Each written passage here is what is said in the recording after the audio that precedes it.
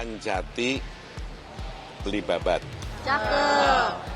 Makan bubur sama lotek. Cakep. Provinsi DKI akan semakin hebat kalau gubernurnya seorang arsitek.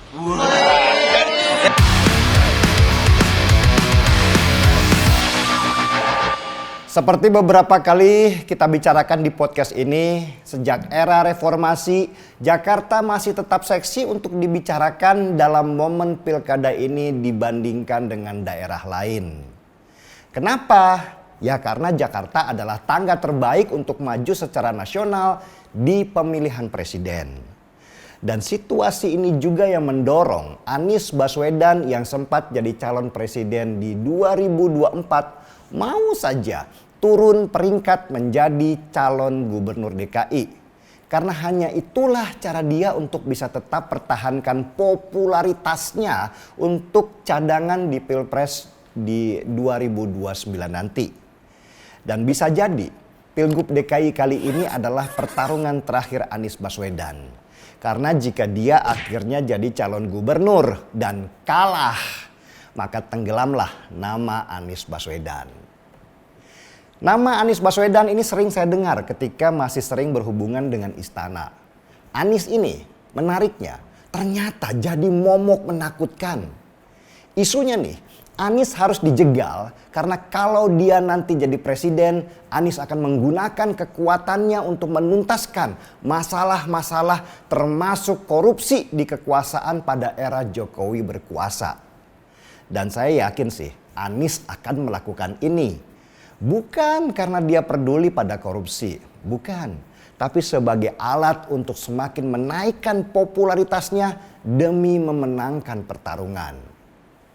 Nah, untuk menjegal seorang Anies, maka Koalisi Indonesia Maju, yaitu kumpulan partai yang kemarin berkoalisi saat Pilpres, ini mulai menaikkan nama Ridwan Kamil sebagai calon gubernur Jakarta.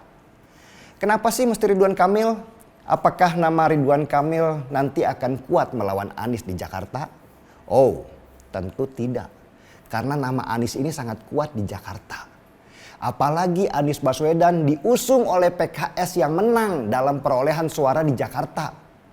Ridwan Kamil dalam beberapa survei itu hanya menempati posisi ketiga di bawah nama Anies dan Ahok. Ridwan Kamil juga kabarnya ditolak oleh komunitas sepak bola Jakarta atau Persija karena dia adalah salah satu dedengkotnya Persib Bandung. Majunya Ridwan Kamil di Jakarta adalah hasil konsensus antara Partai Gerindra dan Golkar. Gerindra ingin memajukan Deddy Mulyadi, mantan Bupati Purwakarta di Jawa Barat. Dan itu berarti Ridwan Kamil harus menyingkir dari sana. Karena itulah Golkar punya syarat. Kalau Ridwan Kamil harus mundur dari Jawa Barat, maka dia harus dapat tiket dari Gerindra untuk menjadi calon gubernur Jakarta. Gerindra pun setuju dan Ridwan Kamil pun mendapatkan tiket untuk bertarung di Jakarta. Kalau partai lain sih seperti PAN, Demokrat dan lain-lain ya pasti ikut saja. Karena mereka nggak punya kekuatan seperti Golkar dan Gerindra. Nah, PR selanjutnya adalah bagaimana menyingkirkan Anies Baswedan supaya tidak jadi batu sandungannya Ridwan Kamil. Ini yang menarik. Menurut beberapa kabar, Koalisi Indonesia Maju akan mengumpulkan hampir seluruh partai di Jakarta untuk bersama-sama mengusung Ridwan Kamil sebagai calon gubernur dan mematikan langkah Anies Baswedan untuk diusung PKS. PKS sendiri sudah pasti tidak cukup suaranya untuk mencalonkan kalau dia tidak koalisi dengan partai lain. Karena KPU sudah menetapkan calon gubernur di Jakarta itu harus mendapat dukungan 22 kursi di DPRD Jakarta. Sedangkan PKS sendiri hanya punya 18 kursi. Seandainya nih ya PKS gak punya teman koalisi, maka gugurlah Anies Baswedan sebagai calon gubernur dan Ridwan Kamil nanti yang akan bertarung dengan kotak kosong. Karena Ridwan Kamil menjadi calon tunggal. Dan menang melawan kota kosong itu tentu gampang. Kecuali nih ada kejadian khusus kayak di Makassar tahun 2018 ketika calon tunggal wali kota Makassar kalah melawan kota kosong. Di mana rakyat Makassar lebih memilih kota kosong daripada calon wali kota yang hanya satu-satunya. Dan karena kejadian di Makassar itulah muncul kemudian opsi B, yaitu Ridwan Kamil melawan calon independen. Siapa calon independennya? Nanti dicarikan yang gak mungkin menang. Siapa tahu Marcel Widianto mau pindah ke Jakarta dari Tangerang. Itu hitung-hitungan gampangnya sih. Tapi politik nggak segampang hitung-hitungan karena politik itu sangat cair, sangat dinamis. Ada partai besar yang belum diperhitungkan.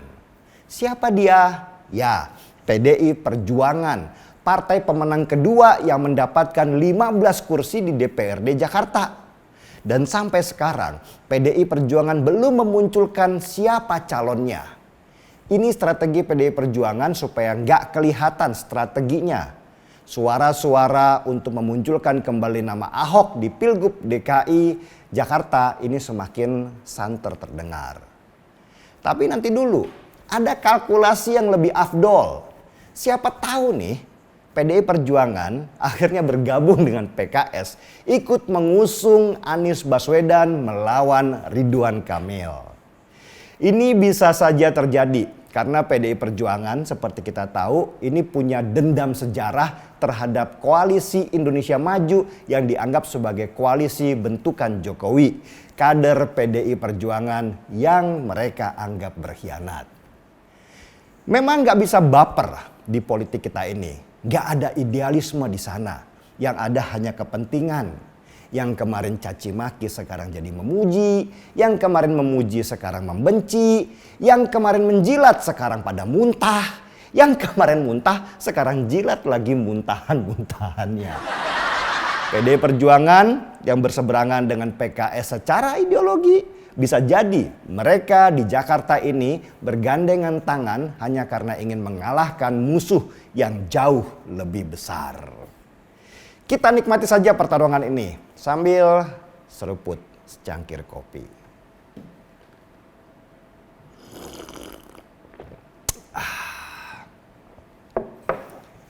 Gaspol.